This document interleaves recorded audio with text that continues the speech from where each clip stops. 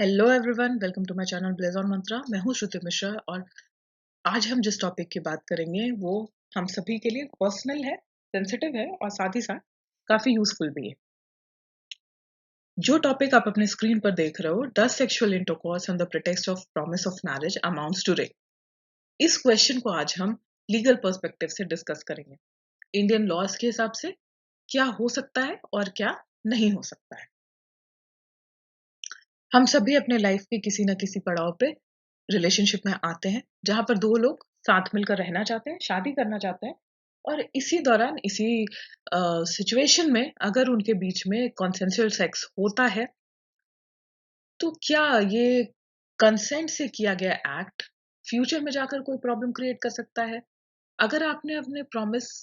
जो किया था शादी करने का उसको तोड़ दिया, आप अपने प्रॉमिस को ऑनर नहीं करते हो, बाद में जाके प्रॉमिस को ब्रीच कर देते हो, तो क्या होगा? फीमेल पर्सपेक्टिव से क्या आप अपने पार्टनर को जिसने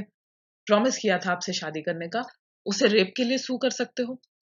और मेल पर्सपेक्टिव से क्या अगर आपने अपने प्रॉमिस को ऑनर नहीं किया तो आपको किसी न किसी तरह से फ्रेम किया जा सकता है, रेप के लिए सू किया जा सकता है या आपको अपने लाइफ में इतना बड़ा सोशल स्टिग्मा रेप जैसे चार्जेस का उठाना पड़ सकता है। इन्हीं सारे चीजों को आज हम इस वीडियो के थ्रू समझना चाहते हैं। तो कुछ क्वेश्चंस हम पूछ रहे हैं और इन क्वेश्चंस को ही हम इस वीडियो में आंसर करेंगे, बट लीगल पर्सपेक्टिव से, इंडियन लॉज के हिसाब से समझेंगे कि आप कब किसी को रेप के लिए सू कर सकते हो या कब किसी को रेप के लिए फ्रेम किया जा सकता है, उसके ऊपर चार्जेस लगाए जा सकते हैं। पहला क्वेश्चन होगा हमारा, does consensual sex retrospectively establish rape upon breach of the promise to marry. Consensual sex था, कंसेंट से किया गया था। रिट्रोस्पेक्टिवली मतलब पीछे जाकर आप उस एक्ट के लिए किसी को फ्यूचर में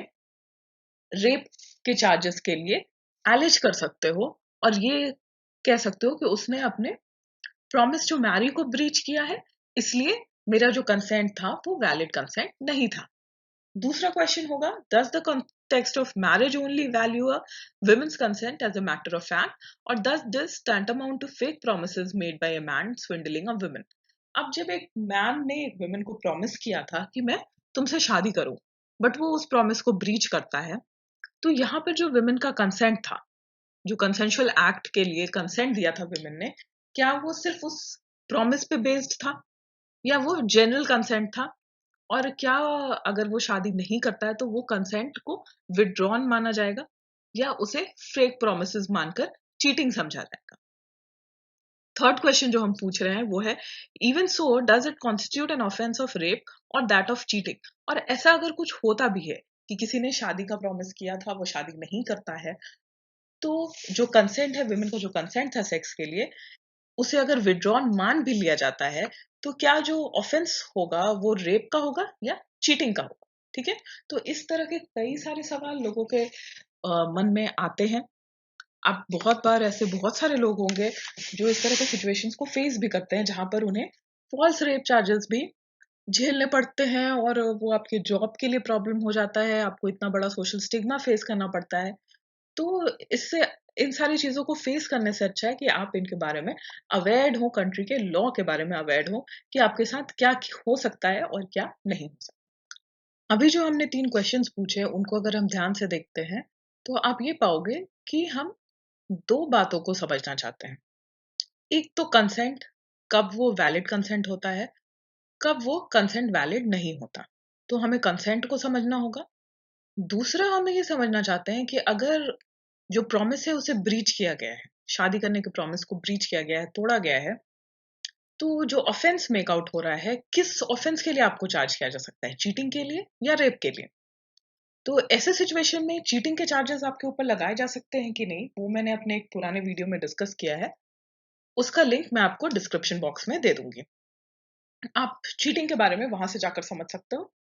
यहाँ पर हम लोग बेसिकली डिस्कस करेंगे कि offence of rape make out होता है या नहीं होता। अब रेप क्या होता है? सबसे पहले इसे समझना ज़रूरी है कि आपने जो एक्ट किया है, क्या वो एक्ट रेप के डेफिनिशन के दायरे में आता भी है या नहीं आता? अब यहाँ पर जो रेप की हम बात कर रहे हैं, ये कोई कॉमन पैरालेंस में या कॉमनर्स जिस तरह से बात करते हैं, हम उसकी बात नहीं कर रहे हैं। हमारा आईपीसी जो इंडियन पेनल कोड है वो किस एक्ट को रेप डिफाइन करता है, किस तरह के सिचुएशन में रेप के लिए पनिशमेंट्स प्रेस्क्राइब करता है, हम पहले उसे समझेंगे। क्योंकि आपको कभी भी अगर पनिश किया जा सकता है किसी चीज के लिए तो वो हमेशा लॉ ऑफ द लैंड ही हो सकता है। तो सबसे पहले रेप को समझना जरूरी है इस तरह के किसी भी सिचुएशन से बचने के लिए, और आपका कोई फायदा ना उठाए उस चीज से बचने के लिए। सेक्शन 375 ऑफ आईपीसी रेप को डिफाइन करता है, और यहाँ पे बहुत सारे इसके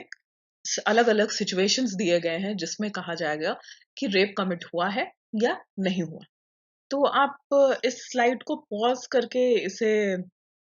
डिटेल में पढ़ सकते हो कि इस सेक्शन में किस किस तरह के सिचुएशंस को प्रिस्क्राइब किया गया है रेप के ऑफेंस को कॉन्स्टिट्यूट करने के लिए। हम यहाँ से देखते हैं जहां पर कंडीशंस दिए गए हैं रेप के लिए। तो जो point A B C D है ये रेप के डिफरेंट फॉर्म्स को बताता है, ठीक है।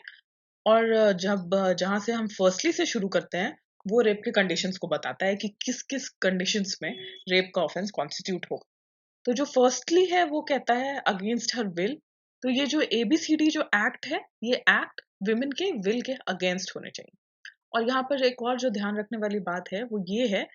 कि Indian rape law is not gender neutral, ठीक है। इंडिया में रेप का जो ऑफेंस है वो सिर्फ विमेन के अगेंस्ट ही हो सकता है। मेन के अगेंस्ट रेप अभी तक इंडियन लॉज के परव्यू में नहीं है।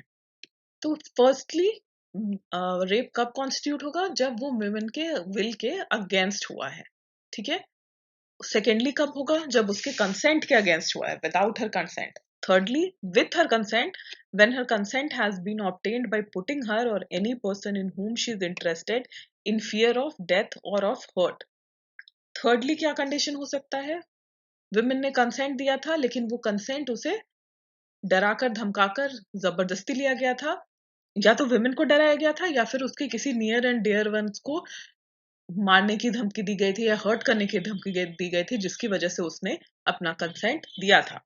फोर्थली क्या कंडीशन हो सकता है, with her consent when the man knows that he is not her husband and that her consent is given because she believes that he is another man to whom she is or believes herself to be lawfully married। Fourth,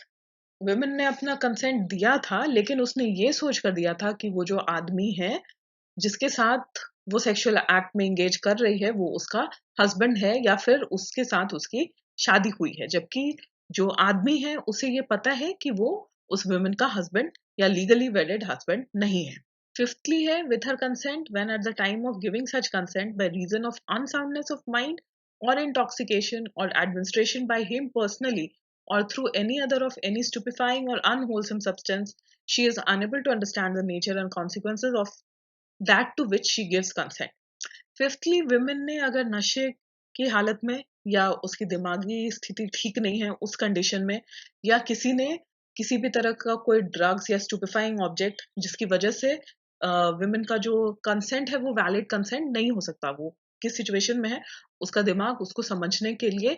enough नहीं है, तैयार नहीं है, वैसे situation में अगर women ने consent दिया हो तो उस कंसेंट को भी वैलिड कंसेंट नहीं माना जाएगा।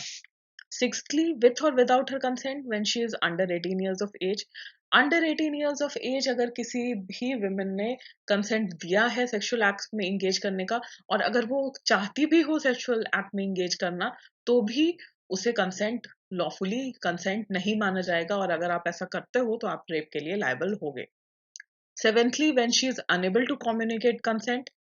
अगर वो ऐसे कंडीशन में है जहां पर वो अपना कंसेंट कम्युनिकेट नहीं कर सकती, अगर वो इल है या अनकॉन्शियस स्टेट में है और वहां पर उसके साथ कोई सेक्सुअल एक्ट कर रहा है, तो वहां पर उसका कोई भी कंसेंट विमेन का नहीं माना जाए। ये 7 कंडीशंस हैं कंसेंट के, ठीक है। अब इसमें एक्सप्लेनेशन भी है इस सेक्शन में। सेक्शन एक्सप्लेनेशन 1 कहता है for the purpose of this section vagina also includes labia majora. और एक्सप्लेनेशन 2 जो है कंसेंट मीन्स एन अनइक्विवोकल, ये हमारे लिए इंपॉर्टेंट है, consent means an unequivocal voluntary agreement when the women by words gestures or any form of verbal or non verbal communication communicates willingness to participate in the specific sexual act। अब जो consent है, इसका communication जरूरी नहीं है कि कोई written agreement बनाया गया हो कंसेंट देने का, बट वो जो कंसेंट है वो वॉलेंटरीली होना चाहिए, ठीक है। किसी तरह की जोर जबरदस्ती, कोई फॉल्स प्रोमिसेस भी आ जाते हैं यहाँ पर, ठीक है। किसी तरह से किसी को डिसीव करके, उसे बेवकूफ बनाकर कंसेंट ऑब्टेन नहीं किया गया हो, और जो कम्युनिकेशन ऑफ कंसेंट है वो वर्बल, नॉन वर्बल जेस्चर्स के थ्रू, किसी भी वर्ड्स के थ्रू किसी भी तरह से हो सकता है। एक प्रोविजो है, provided that women who does not physically resist to the act of penetration shall not by the reason only of the fact be regarded as consenting to the sexual activity। एक women जो physically penetration को resist नहीं करती है, ठीक है। अगर आपने हिंदी मूवीज देखी होगी तो ये बहुत कॉमन आर्ग्यूमेंट दिखाया जाता है कि women ने रेजिस्ट नहीं किया eight the time of the act. तो यहाँ पर ये जो नया सेक्शन आया है, रेप का डेफिनेशन जो बताता है, ये निर्भया जो केस था दिल्ली वाला, उसके बाद पूरे रेप के डेफिनेशन को आईपीसी में रिवैम्प किया गया, अमेंड करके नया सेक्शन लाया गया। और इस सेक्शन में इस बात को भी गवर्नमेंट ने ध्यान में रखा कि इसको स्पेसिफिकली मेंशन किया जाए कि विमेन अगर फिजिकली रेजिस्ट नहीं कर रही है ड्यूरिंग द एक्ट तो वो कंसेंट सिग्निफाई नहीं करता, ठीक है। अगर रेजिस्टेंस नहीं है तो this does not amounts to consent. और दो एक्सेप्शन है रेप के। मेडिकल प्रोसीजर के लिए अगर कुछ किया जाता है, जो ए से डी तक सिचुएशन था वैसा सिचुएशन अगर मेडिकल प्रोसीजर के दौरान होता है तो दैट इज नॉट रेप। और एक्सेप्शन 2 कहता है सेक्सुअल इंटरकोर्स और sexual act by a man with his own wife, the wife of not being under 15 years of age is not rape. अपनी वाइफ के साथ you can not commit rape, specially अगर wife 15 years के ऊपर हो। 15 years के under rape हो सकता है even with wife, but 15 years से ऊपर है अगर वुमेन का एज, तो हस्बैंड के साथ जो सेक्सुअल एक्ट है उसे रेप नहीं माना जाएगा, ठीक है। तो इस एक्सेप्शन से ये भी पता चलता है कि इंडिया में मैरिटल रेप का कॉन्सेप्ट अभी तक नहीं आया है। तो अब जब हमने रेप को समझ लिया है, उसके डेफिनेशन को समझ लिया और कंडीशन सारे देख लिए, 7 कंडीशंस देखे, उसके एक्सप्लेनेशन देखे और एक्सेप्शंस भी देखे, तो उसके बाद हमें क्या पता चलता है कि जो सबसे बड़ा इम्पोर्टेंट फैक्ट यहाँ पर है वो होगा कंसेंट, ठीक है। कंसेंशुअल एक्ट अगर विद कंसेंट है, विलिंग कंसेंट है, वॉलेंटरी कंसेंट है, तो वो रेप नहीं होगा। विलिंगनेस नहीं है, वॉलेंटरी कंसेंट नहीं है, तो वो रेप होगा। तो अब कंसेंट को कैसे लॉ डिफाइन करता है और उसके बारे में कोर्ट ने क्या कहा है, ये भी जानते हैं। Legal aspects of consent. अब कंसेंट जो है वो आईपीसी के प्रोविजंस के अंदर इम्प्लाइड हो सकता है, एक्सप्रेस्ड हो सकता है, विलिंगली हो सकता है, कोअर्स्ड हो सकता है, या फ्रॉड या मिसकंसेप्शन से भी ऑब्टेन किया जा सकता है, ठीक है। अब कंसेंट, यहाँ पर जो वर्ड है कंसेंट वो तो आईपीसी में डिफाइन नहीं किया गया है, लेकिन इसे हम जो इस वर्ड का जो नॉर्मल इंग्लिश मीनिंग है उससे ही समझेंगे, ठीक है। तो जो कंसेंट लिया जा रहा है इम्प्लाइड हो सकता है, जैसे डेफिनेशन में लिखा गया था कि जेस्चर्स के थ्रू, किसी भी तरह के साइंस के थ्रू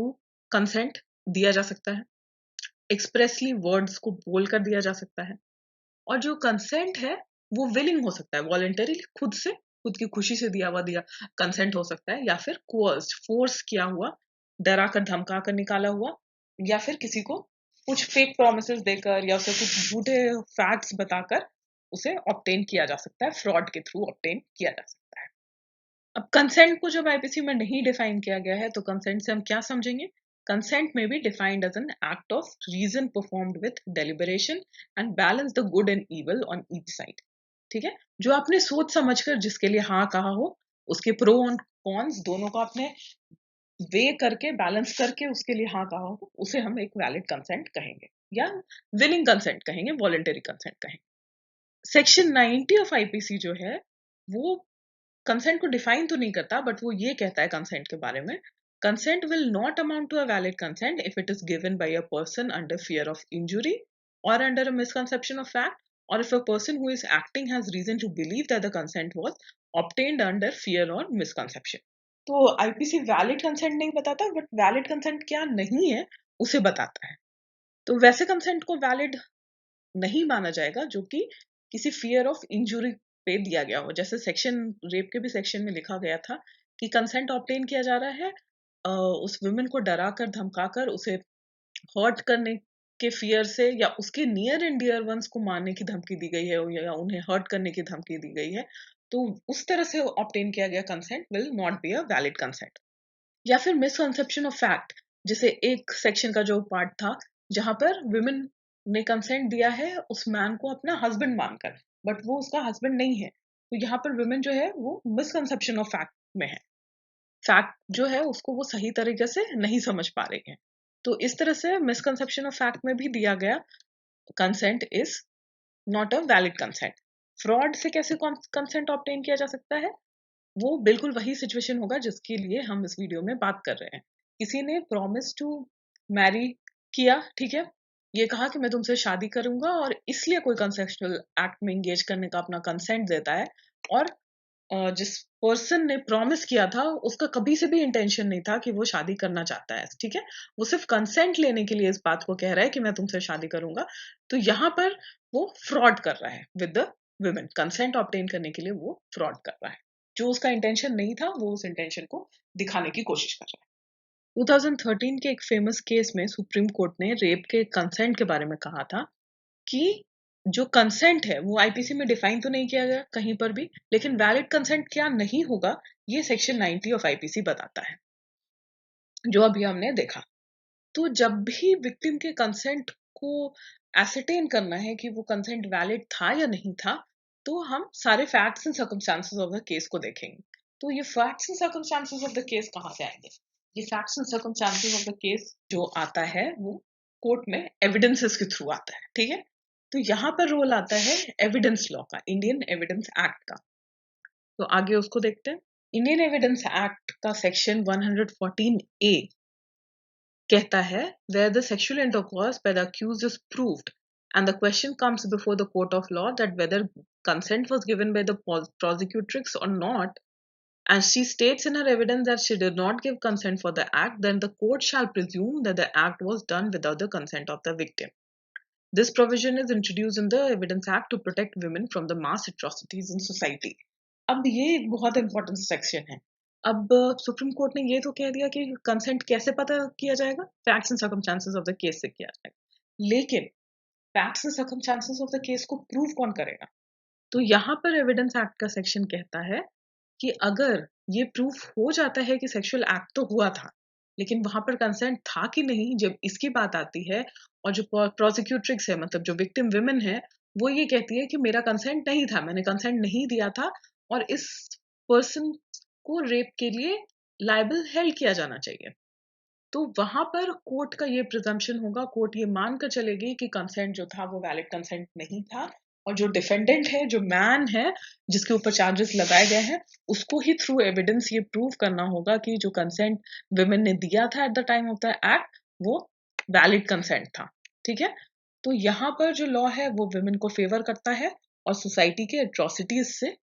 बचाने के लिए इस सेक्शन को इंट्रोड्यूस किया गया था, ठीक है। तो अगर आप मेल हो तो ये आपकी ही रिस्पॉन्सिबिलिटी होगी कि कंसेंट जो था वो वैलिड कंसेंट था, इसे एस्टैब्लिश आपको ही करना पड़ेगा in the court of law. तो अब हम वापस जाते हैं जो क्वेश्चंस हमने पूछे थे। तो हमारा क्वेश्चन ये था कि अगर कोई मैन किसी वुमन को प्रॉमिस करता है कि वो उसे शादी करेगा और इसी बेसिस पे दो लोग सेक्सुअल एक्ट में एंगेज करते हैं, और उस टाइम पे जब ये एक्ट हुआ था तब कंसेंट से किया गया था, तो क्या फ्यूचर में उस मैन को रेप के लिए सू किया जा सकता है? तो यहाँ पर ऐसा सिचुएशन बहुत सारे लोगों के साथ आता है कि आप इनिशियली किसी को प्रॉमिस करते हो किसी चीज के लिए, बट फ्यूचर में जाकर जब उस प्रॉमिस को पूरा करने की जब बात आती है, तो आप शायद फैक्ट्स की वजह से फैक्ट्स एंड सर्कमस्टेंसेस चेंज हो जाते हैं आपके लिए, और आप उस प्रॉमिस को फुलफिल करने के कंडीशन में नहीं होते। जनरली शादी के केस में ऐसा होता है जहां पर दो लोग पास्ट में शादी करना चाहते थे, बट फ्यूचर में शायद किसी ना किसी रीजन से अब वो शादी नहीं करना चाहते, या फिर किसी ना किसी प्रैक्टिकल रीजंस की वजह से शादी नहीं कर सकते। तो क्या ऐसे सिचुएशन में हर सिचुएशन में जो विमेन है वो मैन को रेप के लिए अक्यूज कर सकती है, उसे चार्ज कर सकती है? तो ऐसा ही एक केस सुप्रीम कोर्ट के सामने 2019 में आया था, जहां पर सुप्रीम कोर्ट ने इस पूरे मैटर को अच्छे से डिस्कस किया और ये डिस्टिंक्शन बताया कि ब्रीच ऑफ प्रॉमिस को और एक फॉल्स प्रॉमिस में क्या डिफरेंस होगा, ठीक है। कब उस ब्रीच ऑफ प्रॉमिस के वजह से कंसेंट को विशिएटेड माना जाएगा, विड्रॉन माना जाएगा, कब उसे वैलिड कंसेंट माना जाएगा। तो पहले केस के फैक्ट्स के बारे में जानते हैं। इस केस में क्या होता है, जो मैन है वो डेप्यूटी कमांडेंट होता है सीआरपीएफ का, और जो विमेन है वो कमिश्नर होती है, असिस्टेंट कमिश्नर होती है सेल्स टैक्स की। तो काफी रेप्यूटेड होते हैं दोनों अपने अपने फील्ड में। ये 1998 में मिलते हैं और 2016-17 तक इनका रिलेशनशिप चलता है। 2004 तक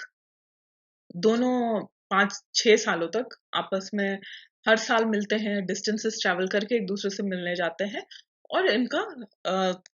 कंसेंशुअल सेक्सुअल एक्ट भी होता है। कई बार साथ में रहते हैं, सही कई बार डॉक्टर के पास चेकअप के लिए जाते हैं साथ में। तो पूरे सिचुएशन से जो कोर्ट है वो ये एसरटेन कर सकता है कि विमेन का कंसेंट तो था सेक्सुअल एक्ट में। बट बाद में क्या होता है, 2014 में जाकर जो मैन है वो शादी करने से मना कर देता है। अपने डिफरेंसेस इन कास्ट को साइट करते हुए एज अ रीजन वो विमेन के साथ शादी करने से मना कर देता है। उसके बाद भी इन लोगों का जो रिलेशनशिप है वो 2016 तक चलता है। उसके बाद जाकर विमेन इस मैन को रेप के लिए सू करती है। यहाँ पर सुप्रीम कोर्ट ने ये कहा कि जिस तरह से जो facts and circumstances of the case है जिससे कि कंसेंट इन्फर करना है, तो उससे ये पता किया जा सकता है कि विमेन को जब 2014 में भी पता चल गया कि वो शादी नहीं करना चाहता, मैन जो है वो अपने प्रॉमिस को ब्रीच कर रहा है और शादी नहीं करना चाहता, उसके बाद भी ये लोग 2-3 सालों तक साथ में रिलेशनशिप में थे और सेक्सुअल एक्ट में इन्होंने इंगेज किया है। तो यहाँ पे जो कंसेंट है वो वैलिड कंसेंट था। वहां पर ऐसा नहीं है कि सिर्फ प्रॉमिस ऑफ मैरिज की वजह से विमेन ने सेक्सुअल एक्ट के लिए कंसेंट दिया था। और सुप्रीम कोर्ट क्या क्या होल्ड करती है इस केस में वो देखते हैं। तो सबसे पहले तो मैंने आपको बताया कि सुप्रीम कोर्ट ने यहाँ पर एक डिस्टिंक्शन बनाया ब्रीच ऑफ प्रॉमिस और फॉल्स प्रॉमिस के वजह। ब्रीच ऑफ प्रॉमिस जहां पर आपने प्रॉमिस जब किया था तब आपका इंटेंशन था उस प्रॉमिस को पूरा करने का, और फॉल्स प्रॉमिस क्या है, जब आपने प्रॉमिस किया था उस टाइम से ही आपका कोई इंटेंशन नहीं था इस प्रॉमिस को फुलफिल करने का। तो जो सेकंड केस है, जो फॉल्स प्रॉमिस है, उसकी वजह से जो वुमेन का कंसेंट ऑब्टेन किया गया था वो फ्रॉड या मिसकंसेप्शन ऑफ फैक्ट माना जाएगा और वो एक वैलिड कंसेंट नहीं होगा। जबकि ब्रीच ऑफ प्रॉमिस के केस में जहां पर प्रॉमिस का इंटेंशन सही था उसे फॉल्स प्रॉमिस नहीं माना जाएगा और कंसेंट को वैलिड कंसेंट माना जाएगा। The bench held that where the promise to marry is false and the intention of the maker at the time of making the promise itself was not to abide by it, but to deceive the woman to convince her to engage in sexual relations, there is a misconception of fact that vitiate the women's consent under section 375 of the IPC.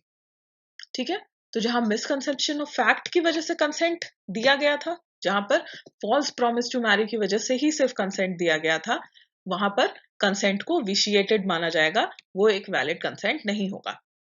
On the other hand, a breach of promise cannot be said to be a false promise, और breach of promise को false promise नहीं कह सकते। To establish a false promise, the maker of the promise should have had no intention of upholding his word at the time of giving it. कि मैंने आपको बताया कि जब प्रॉमिस किया गया था उस टाइम से ही कोई इंटेंशन नहीं था उस प्रॉमिस को फुलफिल करने का, वो सिर्फ सेक्सुअल एक्ट के लिए कंसेंट लेने के लिए ही उस प्रॉमिस को किया गया था।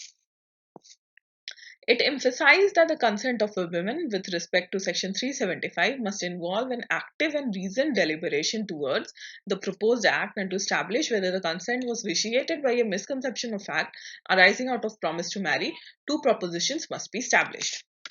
अब यहाँ पर consent किसको माना जाएगा? जहां पर कंसेंट जो है वो रीजनड हो, सोच समझ के दिया गया कंसेंट हो, ऐसा नहीं कि सिर्फ मैरिज का नाम सुनकर कंसेंट दे दिया गया हो, और जो कंसेंट है वो facts and circumstances of the case से पता चलना चाहिए। जैसे इस केस के फैक्ट को हमने डिस्कस किया, जब विमेन को पता था कि वो शादी नहीं करना चाहता है, उसके बाद भी विमेन ने उस रिलेशनशिप को मेंटेन किया और सेक्सुअल एक्ट में इंगेज किया, तो वहां पर फिर विमेन बाद में जाकर सिर्फ बदला लेने के लिए रेप के चार्जेस को एलिज नहीं कर सकती। The court added that an individual who makes a reasoned choice to act after evaluating various alternative actions as well as the various possible consequences flowing from such action or inaction consents to such action. अब जहाँ पर एक individual मतलब जो women है वो अपने consent के बारे में सोच समझकर रीजनिंग के साथ डिसीजन ले रही है, उसके प्रोज एंड कॉन्स को समझकर वो कंसेंट दे रही है, वहां पर फिर उसको वैलिड कंसेंट ही माना जाएगा। और फ्यूचर में अगर वो रेप एलिज कर रही है तो सिर्फ फ्यूचर में ब्रीच ऑफ प्रॉमिस हो रहा है, उसकी वजह से उस कंसेंट को विशिएटेड या विड्रॉन नहीं माना जाएगा। Clarifying the legal position in this regard, the Supreme Court has held that in every case, a man cannot be held guilty when he fails to marry a woman despite a promise. अब जरूरी नहीं है कि जब भी आप किसी से प्रॉमिस करते हो शादी करने का तो फ्यूचर में जाकर आप उसको पूरा कर सको, ठीक है। तो ऐसे सिचुएशन में अगर आपने सेक्सुअल एक्ट में एंगेज किया था और वो कंसेंशुअल था तो फ्यूचर में आपको रेप के लिए गिल्टी होल्ड नहीं किया जा सकता। It is said that prosecution must prove that the promise to marry was a promise given with no intention to honor it. तो जो प्रोसिक्यूशन है मतलब जो विक्टिम का साइड है उसे ये स्टैब्लिश करना होगा कि जो प्रॉमिस था वो मेयर ब्रीच ऑफ प्रॉमिस नहीं था, वो फॉल्स प्रॉमिस था, वो शुरुआत से ही उसे ऑनर करने का कोई इंटेंशन नहीं था और वो सिर्फ कंसेंट ऑब्टेन करने के लिए प्रॉमिस ऑफ मैरिज किया गया था। And that such a promise was the only reason why women agreed to a sexual relationship। और women ने जो अपना consent दिया था sexual relationship के लिए वो सिर्फ और सिर्फ उस promise to marry की वजह से ही था और उसका अपना कोई भी intention नहीं था। तो इस केस में सुप्रीम कोर्ट ने बहुत हद तक इस प्रॉब्लम को सॉल्व कर दिया है क्योंकि अभी तक डिफरेंट हाई कोर्ट्स ने डिफरेंट ओपिनियंस लिए थे। सुप्रीम कोर्ट ने भी बहुत बार अपने स्टैंड को बदला था, कभी ब्रीच ऑफ प्रॉमिस की वजह से उसका रेप माना जाता था, कभी नहीं माना जाता था। बट इस केस में सुप्रीम कोर्ट ने काफी अच्छे से ब्रीच ऑफ प्रॉमिस और फॉल्स प्रॉमिस को डिफरेंशिएट किया, दोनों में सिचुएशन में कब कंसेंट को विड्रॉन माना जाएगा और कब नहीं माना जाएगा इसे अच्छे से क्लैरिफाई किया। तो इस केस लॉ को ध्यान में रखते हुए आप अपने प्रॉब्लम्स के बारे में सोच सकते हो और इस सिचुएशन को लेकर और ज्यादा अवेयर हो सकते हो। सुप्रीम कोर्ट के दिए हुए डेफिनेशन और डिस्टिंक्शन को और अच्छे से समझने के लिए एक बार और डिस्कस करते हैं कि breach of promise, false promise, consent, इन तीनों को कैसे लॉ के अंदर डिफरेंशिएट किया जाता है और समझा जाता है। तो इसके लिए एक और सुप्रीम कोर्ट जजमेंट देखते हैं। ये थोड़ा पुराना केस है, दीपक गुलाटी का 2013 का केस है ये। यहाँ पर कोर्ट ने कंसेंट को भी डिफाइन किया और ब्रीच ऑफ प्रॉमिस और फॉल्स प्रॉमिस के डिस्टिंक्शन को, डिफरेंशिएशन को भी बताया। तो कंसेंट के बारे में कोर्ट का क्या कहना था पहले उसको देखते हैं। यहाँ पर भी कोर्ट कहता है कंसेंट में भी एक्सप्रेस्ड और इम्प्लाइड, बोल कर बताया जा सकता है या किसी तरह के जेस्चर से, साइन लैंग्वेज में बताया जा सकता है। कोअर्स्ड और मिसगाइडेड, फोर्सफुल हो सकता है, किसी को गुमराह करके उसका कंसेंट लिया जा सकता है। ऑब्टेन्ड विलिंगली और थ्रू डिसीट, किसी की मर्जी से कंसेंट भी दिया जा सकता है या किसी को फ्रॉडलेंटली उसके साथ उसको बेवकूफ बनाकर भी या उसे चीट करके भी कंसेंट लिया जा सकता है। Consent is an act of reason accompanied by deliberation, the mind weighing as in a balance the good and evil on each side। तो जैसे मैंने आपको पहले भी कंसेंट के बारे में बताया, यहाँ पे भी सुप्रीम कोर्ट ने यही कहा कि कंसेंट एक ऐसा एक्ट है जहां पर आप अपने रीजन एंड लॉजिक से सोचते समझते हो किसी भी सिचुएशन के बारे में और उसके बाद उसमें क्या सही है क्या गलत है, उसके कॉन्सिक्वेंसेज में क्या अच्छा हो सकता है क्या बुरा हो सकता है, सारे चीजों को आप वे करते हो और उसके बाद आप अपना कंसेंट देते हो यानी हामी भरते हो। तो ऐसे में जब हम रेप की बात करते हैं तो रेप में रेप और एक कंसेंशुअल सेक्सुअल एक्ट में बहुत थिन लाइन डिफरेंस है और वो थिन लाइन डिफरेंस है कंसेंट का। ये तो हमने देख ही लिया है, समझ लिया इसको डेफिनेशन, रेप की डेफिनेशन में। तो इसी कंसेंट को जब वो विलिंग कंसेंट होगा तो वो रेप नहीं होगा, वो एक नॉर्मल कंसेंशुअल एक्ट होगा। लेकिन अगर वो कंसेंट डिसीट के थ्रू दिया गया है या वो कोअर्स्ड कंसेंट है, मिसगाइडेड कंसेंट है, अनविलिंगली दिया गया है, किसी फियर की वजह से दिया गया है, तो वो सारे जो कंसेंट हैं वो वैलिड कंसेंट नहीं होंगे लॉ के अंदर। फिर इसी केस में ब्रीच ऑफ प्रॉमिस और फॉल्स प्रॉमिस को समझाते हुए कोर्ट ने कहा कि किसी भी कोर्ट को ऐसे किसी भी सिचुएशन में, केस में बहुत केयरफुली एग्जामिन करना चाहिए कि अक्यूज जो है उसका इंटेंशन क्या था। शुरुआत से वो सिर्फ एक फॉल्स प्रॉमिस करके, झूठा वादा करके एक सेक्सुअल रिलेशनशिप चाहता था या एक रिलेशनशिप क्रिएट करने का इंटेंशन था और सेक्सुअल एक्ट एक इवेंचुअल उस रिलेशनशिप का, एक रोमांटिक रिलेशनशिप का प्रोडक्ट था। जो यहाँ पर इस तरह के केसेस में ब्रीच ऑफ प्रॉमिस और फॉल्स प्रॉमिस को डिस्टिंग्विश करने के लिए जो अक्यूज है उसका मैलिफाइड इंटेंशन, ठीक है, बैड इंटेंशन जो है वो सामने आना बहुत जरूरी है। अगर उसका शुरुआत से ही बैड इंटेंशन था, जानबूझकर ही उसने प्रॉमिस किया था और उस प्रॉमिस को वो कभी भी पूरा नहीं करना चाहता था, तो वो फॉल्स प्रॉमिस के केसेस में आएगा और वहां पर रेप स्टैब्लिश हो सकता है। लेकिन जहां पर इंटेंशन बुरा नहीं था, जहां पर जो विक्टिम है उसको डिसीव करने का कहीं से भी इंटेंशन नहीं था कि उसका कभी से भी, तो वहां पर वो एक मेयर ब्रीच ऑफ प्रॉमिस माना जाएगा। अब यहाँ पे कोर्ट ने आगे किस तरह से ब्रीच ऑफ प्रॉमिस और फॉल्स प्रॉमिस को समझाया है, उसको जानने के पहले एक बात आप अपने ध्यान में रखो कि इस केस के भी फैक्ट्स एंड सर्कमस्टांसेस वही है जो हमने प्रीवियस 2019 वाले केस के लिए डिस्कस किया था।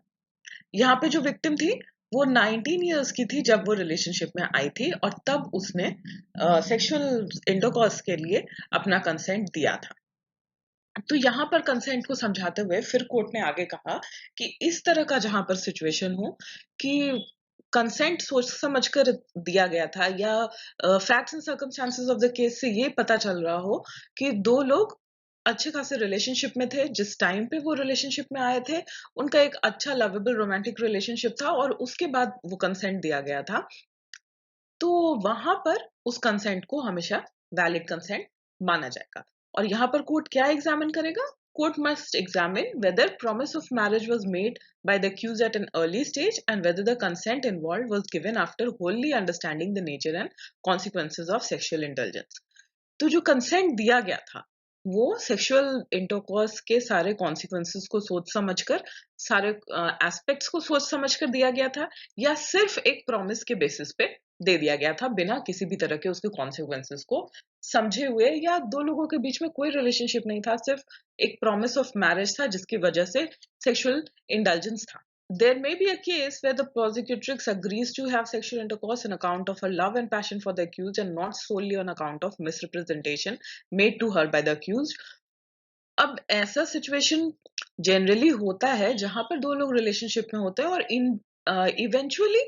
सेक्सुअल इंडल्जेंस होता है, बट कुछ सिचुएशंस ऐसे भी हो सकते हैं जहां पर जो अक्यूज है उसका इल मोटिव शुरुआत से ही हो, वो जो रिलेशनशिप भी डेवलप करता है वो फेक हो, उसका कोई अदर इंटेंशंस हो सेक्सुअल रिलेशनशिप डेवलप करने के पीछे। तो इस तरह के केसेस को ही डिस्टिंग्विश किया जाएगा जहां पर एक तरफ फॉल्स प्रॉमिस होगा और दूसरे तरफ मेयर ब्रीच ऑफ प्रॉमिस माना जाएगा। Where an accused, on account of circumstances which he could not have foreseen or on which were beyond his control, was unable to marry her despite having every intention to do so, such cases must be treated differently। अब generally ऐसा हो सकता है कि जब दो लोग relationship में आते हैं उसके उस टाइम पर इवेंचुअली शादी करने का प्रॉमिस करते हैं, बट बहुत सालों के बाद जाकर जब एक्चुअली शादी करने का टाइम आता है तब तक सिचुएशंस चेंज हो जाते हैं, सर्कमस्टांसेस चेंज हो जाते हैं और सर्कमस्टांसेस इस तरह से भी चेंज हो सकते हैं जिसको वो कपल उस टाइम पर जब वो रिलेशनशिप में आए थे उसको फोर्सी नहीं कर सकता था या उनके कंट्रोल के बियॉन्ड है। जैसे बहुत बार ऐसा होता है कि बहुत लोगों को मजबूरी में आकर उनके पेरेंट्स के डेथ की वजह से या पेरेंट्स के इल होने की वजह से वो जिससे शादी करना चाहते थे उसे शादी नहीं कर पाते हैं और वो सिचुएशन उनके कंट्रोल के बियॉन्ड होता है और वो किसी और से शादी करते हैं जो उनका प्रेजेंट सर्कमस्टांसेस होता है उसके अनुसार। तो ऐसे सिचुएशन में कोर्ट उसको फॉल्स प्रॉमिस नहीं मानेगा, उसे ब्रीच ऑफ प्रॉमिस माना जाएगा और ऐसे केसेस को एज अ रेप केस नहीं ट्रीट किया जाएगा। An accused can be convicted for rape only if the court reaches a conclusion that the intention of the accused was a malafide and that he had clandestine motives। तो जैसे मैंने आपको अभी पिछले slide में भी बताया कि जो अक्यूज का मोटिव है वो शुरुआत से मैलाफाइड होना चाहिए, बैड मोटिव्स होना चाहिए, उसका इल इंटेंशंस होना चाहिए। अ, शादी का वादा करने के पीछे ही शुरुआत से ही उसका जो इंटेंशन है वो बैड इंटेंशन होना चाहिए और उसका कुछ हिडन मोटिव्स भी हो सकता है जिसको पूरा करने के लिए वो झूठा वादा शादी का करता है और उसके प्रिटेक्स्ट पे जो विक्टिम है वो सेक्सुअल इंटरकॉर्स के लिए कंसेंट देती है। तो ऐसे केसेस को as a rape case court जो है वो ट्रीट करेगी। फिर आगे कोर्ट ने कहा इसी केस में the bench said that there must be adequate evidence to show that at the relevant time, that is at the initial stage itself, the accused had no intention whatsoever of keeping his promise to marry the victim. There may of course be circumstances when a person having the best of intentions was unable to marry the victim owing to various unavoidable circumstances. The failure to keep a promise made with respect to future uncertain date due to reasons that are not very clear from the evidence available does not always amount to misconception of fact. In order to come within the meaning of the term misconception of fact, the fact must have an immediate relevance. तो यहाँ पर आगे court ये कह रहा है कि initial stage से ही जो मैलिफाइड इंटेंशन है वो क्लियर होना चाहिए। ऐसा नहीं है कि शुरुआत में कोई इंटेंशन नहीं था कंसेंट देने के पीछे, या प्रॉमिस टू मैरी जो था उसके पीछे कोई बैड इंटेंशन नहीं था शुरुआत में, और इवेंचुअली जाके वो प्रॉमिस नहीं फुलफिल किया जा सकता।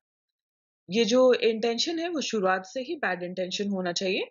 ऐसी सिचुएशन में जो कंसेंट दिया जाएगा उसे मिसकंसेप्शन ऑफ फैक्ट पे दिया हुआ कंसेंट नहीं माना जाएगा, क्योंकि मिसकंसेप्शन ऑफ फैक्ट जब कंसेंट दिया गया था उस टाइम पे जो रेलेवेंट फैक्ट्स एंड सिचुएशन है उस पे बेस्ड होगा, ना कि इवेंचुअली बाद में जो प्रॉमिस फुलफिल नहीं हो पाया उस पे बेस्ड।